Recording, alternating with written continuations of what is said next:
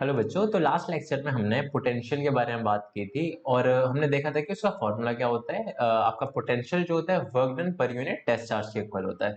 तो अब हम क्या करेंगे, हम पोटेंशियल का फॉर्मूला ड्राइव करेंगे और डेरिवेशन देखेंगे। उसकी एग्जाम पॉइंट ऑफ व्यू से ये फॉर्मूला आपका फॉर्मूला भी बहुत ज्यादा इंपॉर्टेंट है और डेरिवेशन भी आ सकती है। ठीक है, तो इसको स्टार्ट करते हैं। हेडिंग है हमारी electric potential due to a point charge, यानी कि एक पॉइंट चार्ज की वजह से हमको इलेक्ट्रिक पोटेंशियल निकालना है। तो मान लेते हैं पॉइंट चार्ज हमारा है, ये है पॉइंट चार्ज Q। हमको क्या करना है, इस Q के वजह से पोटेंशियल निकालना है किसी भी पॉइंट पे। मान के चलिए इस पॉइंट पर निकालना है, ठीक है, किसी भी पॉइंट पे निकालना है। अब लेट सपोज हमको निकालना है पोटेंशियल इस पॉइंट P पर। ठीक है, अब इसको शुरू करेंगे हम। तो आपको पता है कोई भी डेरिवेशन हम स्टार्ट करते हैं तो कैसे करते हैं, डायरेक्टली ऐसा नहीं कि फॉर्मूला लिख दिया, स्टेप बाय स्टेप चलते हैं। तो यहां से शुरू करेंगे। सबसे पहले लिखेंगे लेट अस कंसीडर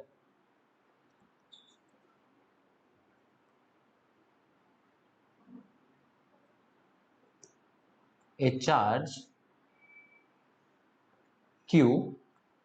ये वाला चार्ज मान लेते हैं Q, तो उसने लिखा है Q। हमारा काम क्या है, we need to calculate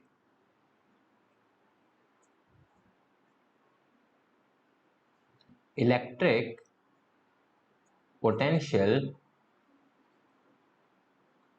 due to it, मतलब इसकी वजह से। ड्यू टू इट मतलब इसकी वजह से। किसकी वजह से, इसकी वजह से। तो let us consider a charge Q। एक चार्ज Q ले लेते हैं। हमारा काम क्या है, we need to calculate electric potential due to it. इसकी वजह से हमको इलेक्ट्रिक पोटेंशियल निकालना है। तो आगे भी लिख लेते हैं ड्यू टू इट, कहां पर, at point P। Point P पर हमको निकालना है। अब ये पॉइंट P कहां पर है वो उसके बारे में भी लिखेंगे, at point P which is at a distance r, small r, at a distance r from q, जो कि q से r डिस्टेंस की दूरी पे, यानी कि ये जो दूरी है आपकी, ये वाली दूरी, ये r है। ठीक है, इसको ऐसे करके लिख देते हैं, ये है r। ओके, तो आपको पूरा समझ आ गया कि ये करना क्या, हमको इस Q की वजह से इस पॉइंट P पर पोटेंशियल निकालना है। अब कैसे निकालेंगे वो देखते हैं। पोटेंशियल हमने देखा था किसके इक्वल होता है, work done per unit test charge के। तो यानी कि पोटेंशियल जिसको V से डिनोट करते हैं वो होता है work done per unit test charge. ये बेसिक था। तो वर्क डन कौन सा, किसी चार्ज को इंफिनिटी से किसी एक पॉइंट, इस सिचुएशन में इस पॉइंट में लाने में, कहां से, इंफिनिटी से। तो वही अब हम क्या करेंगे, हमारा बेसिक फंडा ये होने वाला है कि हम एक टेस्ट चार्ज को लाएंगे इंफिनिटी से लेकर इस पॉइंट P पर, और जितना हमको वर्क डन जितना हमने किया उसको डिवाइड कर देंगे उसी चार्ज Q से। जो भी वैल्यू आई वही हमारा पोटेंशियल होगा, राइट। तो उसको लिखेंगे वर्क डन, या फिर आप ऐसे लिख सकते हैं let us consider another test charge Q, या फिर let us consider test charge small q होगा इस बारी, स्मॉल q, वर्क डन, आगे लिखना वर्क डन इन ब्रिंगिंग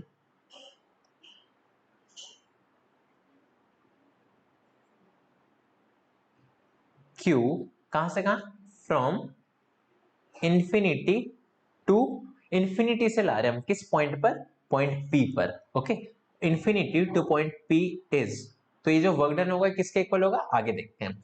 तो वर्क डन किसके इक्वल होता है, फॉर्मूला हमको पता है। वर्क डन का बच्चों सबसे बेसिक फॉर्मूला होता है फोर्स इनटू डिस्प्लेसमेंट।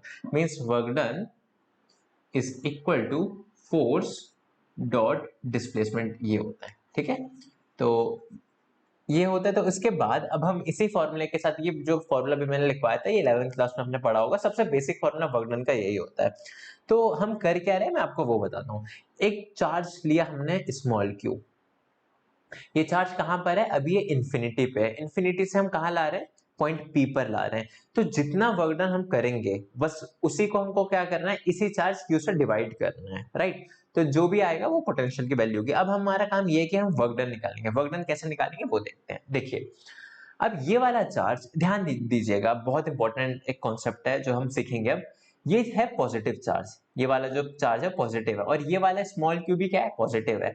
ये वाला पॉजिटिव यानी कि कैपिटल क्यू स्मॉल क्यू पे को अट्रैक्ट करेगा या रिपेल करेगा, सोच के देखिए। पॉजिटिव पॉजिटिव है तो ऑब्वियसली रिपल्शन होगा, यानी कि ये वाला क्यू जो है इस पे फोर्स लगाएगा इस डायरेक्शन में, ऐसे, है ना, धक्का देगा। लेकिन हमारा काम क्या है, हमारा काम तो ये कि ये धक्का दे रहा है, इसको देने दो। हमारा काम है इसको इसको लेके जाना कहां तक, पॉइंट पी तक, यानी कि यहां तक इसको लेके जाना हमको। ओके, तो हमको अगर इसको पॉइंट पी पर लेके जाना है इंफिनिटी से, साथ साथ क्या लग रहा है, साथ साथ ध्यान रहे ये वाला चार्ज फोर्स लगा रहा है। तो अगर हमको इसको लेके जाना है यहाँ पर, तो हमको क्या करना पड़ेगा, उस फोर्स के अगेंस्ट एक फोर्स लगाना पड़ेगा। यानी कि हम एक फोर्स लगाएंगे ऐसे, हम एक इधर फोर्स लगाएंगे, है ना, इधर फोर्स लगाएंगे और फोर्स लगाते जाएंगे लगाते जाएंगे लगाते जाएंगे और यहाँ पर लेके रख देंगे इसको। तो हमको यही करना है। तो अब सवाल ये उठता है कि हम फोर्स लगाएंगे कितना। तो देखिए बहुत इंपॉर्टेंट कंसेप्ट है ये कि फोर्स हम लगाएंगे कितना। देखिए फोर्स हमको उतना ही लगाना है कि उसकी वेलोसिटी में चेंज ना आए, मतलब कि उसका एक्सेलरेशन ना हो जाए। एक्सेलरेशन आपने पढ़ा होगा, एक्सेलरेशन होता है फोर्स बाय मास, ये होता है, ठीक है, फोर्स बाय मास। तो अगर किसी चार्ज पे फोर्स लगा, किसी भी बॉडी पे फोर्स लगा, तो उसका एक्सेलरेशन कुछ ना कुछ होगा, जरूर होगा। लेकिन हम चाहते हैं एक्सेलरेशन ना हो। क्यों ना हो, ये एक्चुअली 11th का कंसेप्ट है। क्यों ना हो, इसलिए ना हो क्योंकि इसकी काइनेटिक एनर्जी में कुछ चेंज ना आए और इसकी पोटेंशियल एनर्जी की वैल्यू ना बदले, ठीक है। तो मेन फंडा आपको ये क्लियर रखना है अभी कि यहाँ पर काइनेटिक एनर्जी के साथ हमको कोई छेड़खानी नहीं करनी है, यानी कि वेलोसिटी उसकी चेंज नहीं होगी। वेलोसिटी कब चेंज होती है, जब एक्सेलरेशन होता है। एक्सेलरेशन की वैल्यू यानी कि हमको रखनी है जीरो। एक्सेलरेशन जीरो कब होगा, जब फोर्स जीरो होगा। और फोर्स जीरो कब होगा, यानी कि अगर ये इधर से चार्ज पार्टिकल इधर ऐसे फोर्स लगा रहा है, तो इसके ऊपर नेट फोर्स जीरो कब होगा, जब यहां से हम इतना ही फोर्स लगाएं और इक्वल हो जो कि, तो यानी कि हम कह सकते हैं कि ये जो टोटल फोर्स हम लगाएंगे वो किसके इक्वल होना चाहिए, वो टोटल होना चाहिए ये जो इलेक्ट्रोस्टैटिक फोर्स लगा रहा है इसके ऊपर, ये जो positive charge, positive Q charge इसके ऊपर जो फोर्स लगा रहा है, हमको भी उतना फोर्स लगाना है, बस उल्टी डायरेक्शन में, ठीक है। अगर इतने लास्ट 2-3 मिनट से मैंने जो बोला आपको अगर समझ नहीं आया तो इसको आप फिलहाल के लिए स्किप कर सकते हैं। और एक बात अपने ध्यान में रख सकते हैं कि हम बाहर से कितना फोर्स लगाएंगे, उतना ही फोर्स लगाएंगे जितना ये लगा रहा है, ठीक है, बस इतनी सी चीज है। तो इसको देखेंगे। तो अब सवाल अगेन ये उठता है कि ये वाला चार्ज कितना फोर्स लगाएगा, तो उसको देखते हैं हम। ये जो पॉजिटिव क्यू है वो फोर्स लगाएगा, वो हमने कूलम्ब्स लॉ में ऑलरेडी पढ़ा है कि फोर्स जो होगा किसके इक्वल होगा, F is equal to k q q by x square, इसके इक्वल होगा। ये चीज आप ऑलरेडी जानते हैं। तो अगर ये इसके इक्वल है तो ये वाला डिस्टेंस हम कितना लें, एक काम करते हैं इस डिस्टेंस को मान लेते हैं x। तो यानी कि यहां से यहाँ का जो डिस्टेंस है इसको मान लेते हैं x। x क्यों माना, r क्यों नहीं माना, इसलिए क्योंकि r तो पहली चीज हम पहले ले चुके हैं। r पे हमको स्मॉल q चार्ज रखना है तभी हम वर्क डन निकालेंगे। ये x हमको ना, ये वाला जो स्मॉल q है ये हमको लेके जाना है इधर से इधर, तो x की वैल्यू लगातार घटती रहेगी, इसलिए हमने इसको x मान लिया है। तो ये चार्ज क्यों था, ठीक है। तो वापस से आते हैं कि फोर्स कितना लग रहा था, तो उसको लिखते हैं। अभी हमने यहाँ लिखा क्या था कि let us consider the test charge q work done in bringing q from infinity to p। Infinity से जो p पे लाना है वो वर्क डन कितना होगा, तो वो लिखते हैं। तो वर्क डन जो होगा w इज इक्वल टू, किसके इक्वल होता है, अभी मैंने आपको बताया था फोर्स का फॉर्मूला F डॉट एस के, ठीक है, ये वाला। अच्छा एक इंपॉर्टेंट चीज जो आपने 11th क्लास में पढ़ी होगी, अगर आपको ध्यान नहीं है तो अभी आप उसको समझ सकते हैं कि ये फॉर्मूला तब लगा सकते हैं जब आपका फोर्स कांस्टेंट हो। लेकिन क्योंकि यहाँ पर x की वैल्यू लगातार घटती रही है, एक बात सोचिए, यहाँ पर एक चार्ज है कैपिटल क्यू, यहाँ एक दूसरा चार्ज है स्मॉल क्यू। अभी इनके बीच में कुछ फोर्स लग रहा होगा, अगर मैं डिस्टेंस बढ़ा दूं तो क्या फोर्स बराबर रहेगा, नहीं, फोर्स की वैल्यू घट जाएगी, है ना। तो वही चीज है, फोर्स तो घटता रहेगा लगातार या बढ़ता रहेगा जो भी सिचुएशन है, यानी कि अगर डिस्टेंस चेंज हो रहा है तो फोर्स भी लगातार चेंज होता रहेगा। तो यानी कि फोर्स वेरिएबल है, तो वेरिएबल फोर्स के लिए हम एक दूसरा मेथड देखेंगे जहां पर क्या है कि जो वर्क डन आपका होगा, वर्क डन हम डायरेक्टली इस फॉर्मूले से नहीं निकालेंगे, क्या करेंगे हम स्मॉल वर्क डन निकालेंगे, छोटा सा वर्क डन। उसका फॉर्मूला क्या है, उसका लिख देते पहले F, क्योंकि वर्क डन स्मॉल है तो डिस्प्लेसमेंट भी स्मॉल लेंगे। मैंने आपको प्रीवियस लेक्चर में बता चुका हूं मैं कि स्मॉल अगर कोई चीज क्वांटिटी बहुत ज्यादा स्मॉल हो तो उसके लिए हम यूज करते हैं डी वर्ड, डी डी मतलब होता है बहुत ही स्मॉल। तो एफ डॉट डीएस यहां पर करेंगे, एफ डॉट डीएस हो गया। तो अब यही सेम चीज, यही सेम कंसेप्ट हम यूज करेंगे। कैसे यूज करेंगे, अब यहां आप लिखिए टोटल वर्क डन। अच्छा एक बात, dw क्या है मैं आपको ये बताता हूँ। w तो आपको पता होगा, w होता है वर्क डन। dw क्या है, देखिए यहां मैं चार्ज को यहां से यहां लाया, मैंने बहुत थोड़ा सा काम किया, ठीक है। अब वापस से मैं यहां से यहां लाया, फिर से मैंने थोड़ा सा काम किया, यहां से मैं यहां लाया, फिर से मैंने थोड़ा सा काम किया। ओके, तो ये चीज है। टोटल वर्क डन कितना होगा आपका, टोटल वर्क डन किसके इक्वल होगा, जैसे मैंने बताया आपको कि ये छोटे छोटे जो वर्क डन है, यहां से यहां, यहां से यहां, यहां से यहां, ये है डीडब्ल्यू। डीडब्ल्यू मतलब बहुत स्मॉल वर्क डन, यानी कि डीडब्ल्यू डीडब्ल्यू डीडब्ल्यू ये सारे बहुत छोटे छोटे वर्क डन है। हमको क्या करना है, हमको यहां से इसको लेके जाना है यहां पर। तो सारे जब हम छोटे छोटे छोटे वर्कडन को अगर मिला देंगे, जोड़ देंगे, तो उसको जोड़ के हमारे पास टोटल वर्कडन आ जाएगा। अब बात ये है कि जोड़ेंगे कैसे। आप अगर आपको प्रीवियस लेक्चर ध्यान हो तो मैंने बताया था, फिलहाल इसको लिख लेते हैं। टोटल वर्कडन किसके इक्वल होगा, W किसके इक्वल होगा, अगर हम सारे स्मॉल वर्कडन को जोड़ दें। अब जोड़ने के लिए मैंने आपको एक ऑपरेशन बताया था, क्या करते हैं, integrate. dw is equal to integration of dw। Okay, तो टोटल वर्क डन जो होगा वो किसके इक्वल होगा, इंटीग्रेशन ऑफ dw। अब ये क्या चीज है, dw क्या है, dw की वैल्यू हम यहां पुट कर देंगे, तो ये चीज है। आगे इसको लिखेगा work done is equal to integration of f dot ds, f dot ds। Okay, अब ये क्या था, f डॉट ds, ये डॉट प्रोडक्ट था, आपने अगेन 11th क्लास में पढ़ा होगा, मैं भी पढ़ा चुका हूं वैसे आपको रिवीजन में। तो यहां पर ये जो सॉल्व करेंगे आपको, तो क्या आएगा, w is equal to integration of f ds into cos theta. Theta क्या है, फोर्स और डिस्प्लेसमेंट के बीच में एंगल, ठीक है। फोर्स की डायरेक्शन क्या है यहाँ पर, फोर्स की मैं इसको रफ करता हूँ। फोर्स की डायरेक्शन क्या है, ध्यान रहे, फोर्स की डायरेक्शन ये। एक चीज आपको ध्यान रखनी है, जो सबसे ज्यादा बच्चे गलती करते हैं किसी भी लेवल पर, वर्कडन की जब बात करते हैं तो बस वर्कडन बोल देते हैं। वर्कडन का कभी भी आप नाम सुने तो दो सवाल जरूर पूछिए, वर्क कौन कर रहा है, वर्क किस पे कर रहा है। यहाँ किस पर कर रहा है ये तो क्लियर है कि इस चार्ज क्यू पे हो रहा है, कौन कर रहा है ये जानना बहुत जरूरी है। ये मतलब इतना इंपॉर्टेंट है कि बहुत, एक तो बहुत ध्यान नहीं देते बच्चे इसमें, और बहुत ज्यादा कंफ्यूजन भी इसी टॉपिक पे होता है। तो आपको एकदम क्रिस्टल क्लियर होके चलना है कि वर्क डन कौन कर रहा है।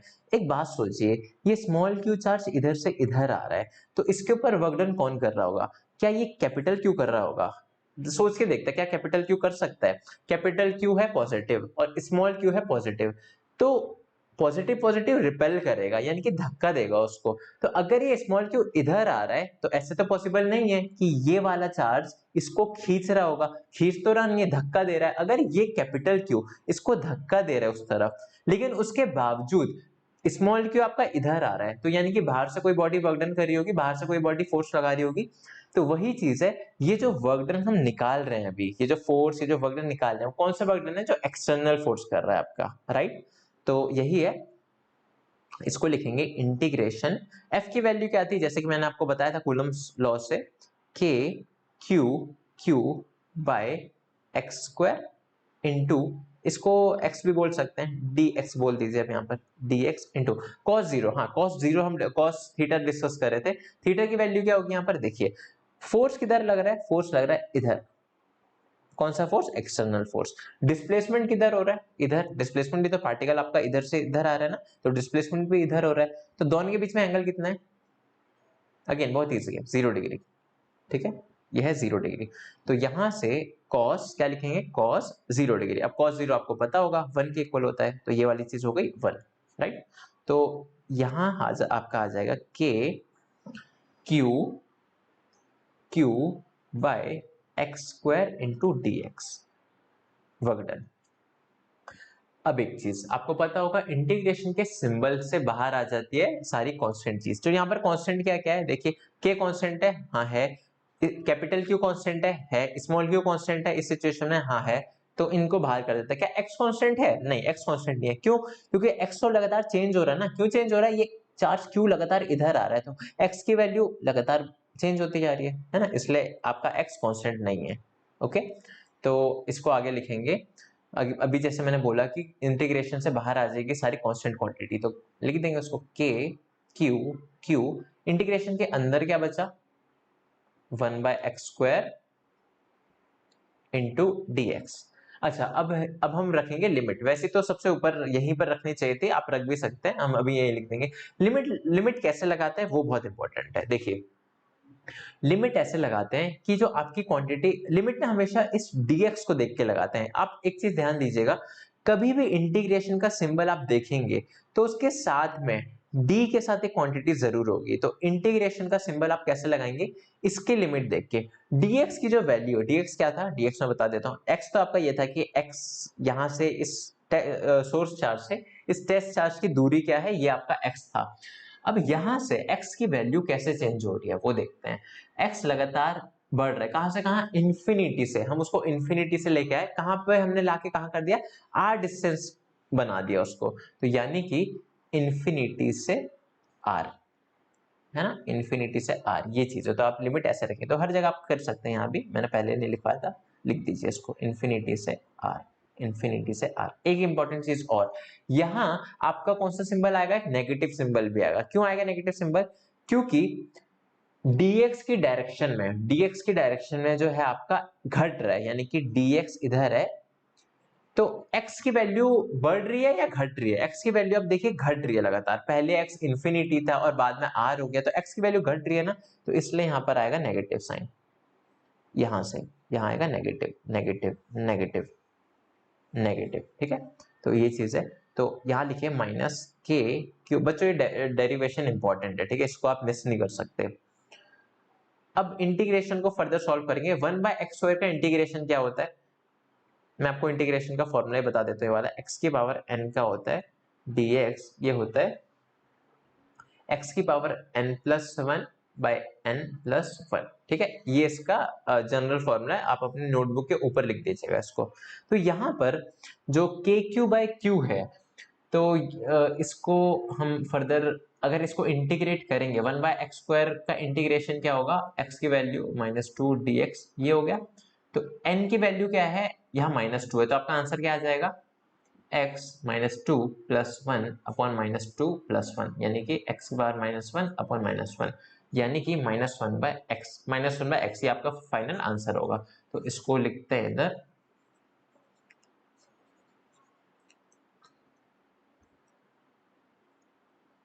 क्या आया था, -1/x ये आया था आपका, राइट। लिमिट आपकी वही रहेगी, इंफिनिटी r, ओके। इसको अगर जब आगे हम सर फर्दर करेंगे तो k q q और यहाँ पे अब r की वैल्यू करेंगे पुट। देखिए ऐसा नहीं है कि आपको इंटीग्रेशन बहुत अच्छे से आता हो, आप, मैं जो कर रहा हूँ उसी से सीख जाएंगे इंटीग्रेशन, ठीक है। 1 2 3 4 डेरिवेशन जब आप लगातार देखेंगे ना, तो आप समझ जाएंगे ये करते कैसे है, ओके। तो अभी हम इसको बोलते हैं अपर लिमिट, इसको बोलते हैं लोअर लिमिट, ओके। तो ये अपर लिमिट पहले वैल्यू पुट करेंगे यहाँ पर, तो -1/r ये हो गया। अब माइनस आता है लोअर लिमिट, लोअर लिमिट क्या है, x की जगह इंफिनिटी लग देंगे, -1/∞, ये चीज हो गई। तो यहां आ गया -k q q बाय, ये वाली चीज क्या होगी बच्चों, 1/∞ होता है आपका 0 के ऊपर, ठीक है। ये वाली चीज 0 हो जाएगी, बचा क्या, इस माइनस से माइनस कैंसिल हो गया, तो ये वाला हटा देते हैं, या आप अगले स्टेप में भी हटा दीजिएगा, कोई दिक्कत नहीं। माइनस ये हो गया, और क्या बचा, -1/r। इसको जब आगे करेंगे हम, वर्क डन किसके इक्वल आ जाएगा, इस नेगेटिव से नेगेटिव कैंसिल हो गया, तो k q q by r इसके इक्वल आ जाएगा, समझे। तो ये वर्क डन तो आ गया, लेकिन हमारा काम क्या था, हमारा था पोटेंशियल निकालना। तो पोटेंशियल, इलेक्ट्रिक पोटेंशियल या फिर is equal to work done per unit charge, है ना। तो किसके इक्वल आ जाएगा, वर्क डन कितना अभी हमने निकाला, या इसको इन शॉर्ट लिख देते हैं, V is equal to W/Q। तो ये किसके इक्वल आ जाएगा, V is equal to W क्या था, K Q Q by R upon ये वाला Q Q। तो कुछ कैंसिल होता दिख रहा है, Q से Q कैंसिल हो गया, तो ये किसके इक्वल आ जाएगा, work done potential will be equal to K Q by R, ठीक है, ये एक बहुत इंपॉर्टेंट फॉर्मूला है। इसको फर्दर आप लिख सकते हैं, के की वैल्यू को सॉल्व करके v is equal to 1/4 pi epsilon nought into q by r. ठीक है, बहुत बहुत बहुत ज्यादा इंपॉर्टेंट फॉर्मूला, बहुत इंपॉर्टेंट। ठीक है, तो इस फॉर्मूला को आपको ध्यान रखना है, डेरिवेशन को आपको ध्यान रखना है। आपको ऐसे करिएगा, आपका एक हाफ मार्क्स भी डिडक्ट नहीं हो सकता एग्जाम में। ठीक है, तो ये चीज थी। आगे लिखते हैं। अब देखिए इस फॉर्मूले में, ये जो फॉर्मूला आपने देखा पोटेंशियल का, v is equal to 1/4 pi epsilon nought q by r, ये फॉर्मूला आपने देखा। अच्छा, ये फॉर्मूला किससे मिलता जुलता है? ये फॉर्मूला उससे मिलता जुलता है कि यहाँ पर जो आर होगा, आर की जगह अगर स्क्वायर हो जाए तो किसका फॉर्मूला हो जाता है? इलेक्ट्रिक फील्ड का फॉर्मूला हो जाता है, राइट। तो उसको भी देखेंगे फिलहाल हम।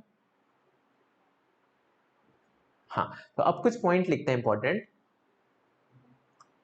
व्हेन क्यू, या फिर अब डायरेक्टली लिखिए potential due to positive charge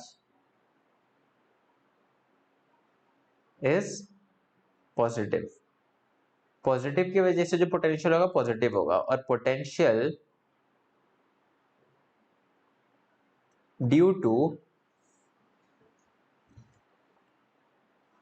negative charge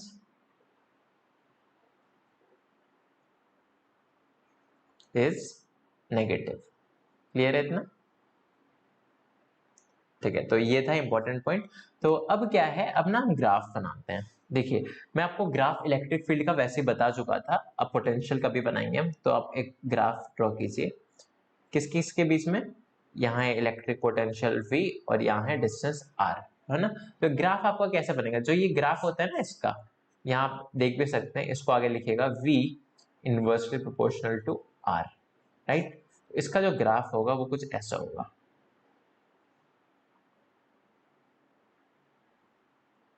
इस टाइप का इसका ग्राफ होगा कुछ। ठीक है, ढंग से बना सकते हैं,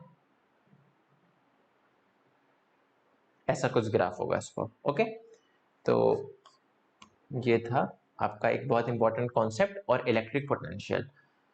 तो इसको ध्यान में रखिएगा, फॉर्मूला इंपॉर्टेंट है, डेरिवेशन इंपॉर्टेंट है। अगले लेक्चर में हम आगे की चीजें करेंगे। Okay, thank you.